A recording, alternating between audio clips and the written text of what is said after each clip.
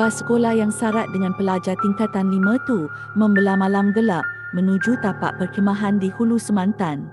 Kecuali dua budak dekat tempat duduk paling belakang, Haris dengan Zali. Kau pernah dengar tak cerita orang kampung pasal hutan ni? Haris tiba-tiba bersuara, separuh berbisik. Cerita apa pula ni? Orang nak tidur dah ni, balas Zali sambil betulkan posisi kepalanya ke tingkap bas. Cerita pasal langkah ketiga. Kalau kau jalan sorang-sorang kat sini malam-malam, tiba-tiba dengar bunyi tapak kaki ikut belakang, kau kena kira baik-baik, terang Haris bersungguh-sungguh. Zali mencebik, mengarutlah kau ni. Jangan percaya sangat cerita orang tua-tua. Tapi ini bukan cerita biasa, bro. Kalau bunyi tapak kaki tu cukup 3 langkah, jangan sesekali kau toleh belakang. Jalan terus je. Kalau kau pandang juga. Haris buat gaja tangan macam tisau lalu ke leher. Zali ketawa kecil, tapi jantung dia tiba-tiba berdetak laju. Dah tidurlah, jangan layan sangat cerita merepek ni. Sampai je tapak perkhemahan, masing-masing sibuk dengan khemah dan barang sendiri. Zali pula dah gelisah dari tadi. Dia tahan nak buang air kecil sejak turun bas lagi. Tandas pula jauh ke hujung kawasan kem, kena lalu laluan kecil celah-celah pokok getah. Dengan lampu suluh kecil pinjam dari Haris, Zali jalan laju-laju ke tandas. Dalam kepala cuba tak fikir langsung cerita yang Haris bagi tahu tadi. Lagi cuba lupa, lagi kuat pula benda tu melekat dalam kepala dia. Dalam perjalanan balik dari tandas, Zali tiba-tiba dengar jelas bunyi tapak kaki dari belakang. Dia berhenti melangkah, tapak kaki tu pun berhenti. Celaka, jangan main-mainlah, Haris. Zali bersuara kuat, buat-buat berani. Tapi dalam hati, Tuhan je tahu seramnya. Dia teruskan melangkah lagi.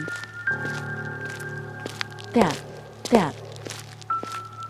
Zali kira dalam hati. 1. Dia percepatkan langkah. Tap, tap. 2. Nafas dia dah mula laju. Telur sejuk mula keluar kat dahi walaupun malam tu sejuk. Langkah ketiga tu kuat, seolah-olah benda tu betul-betul berdiri dekat belakang dia. Zali berhenti. Dia pejam mata, cuba kawal perasaan takut yang makin mencengkam. Jangan pandang, jangan pandang.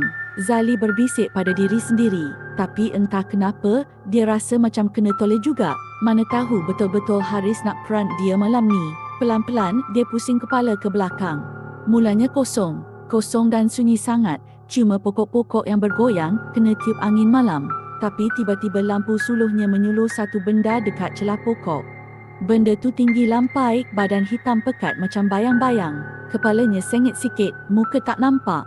Tapi mulutnya terukir senyuman yang makin lama makin besar, menampakkan deretan gigi tajam. Zali cuba jerit, tapi suara dia macam tersekat dalam kerongkong. Benda tu angkat tangan kurus panjang, jari telunjuk runcing menunjuk tepat ke arah dia. Suara bisikan lembut hampir bergurau masuk telinga Zali. Kan dah pesan tadi, jangan pandang belakang. Pagi esoknya, satu kim kecoh.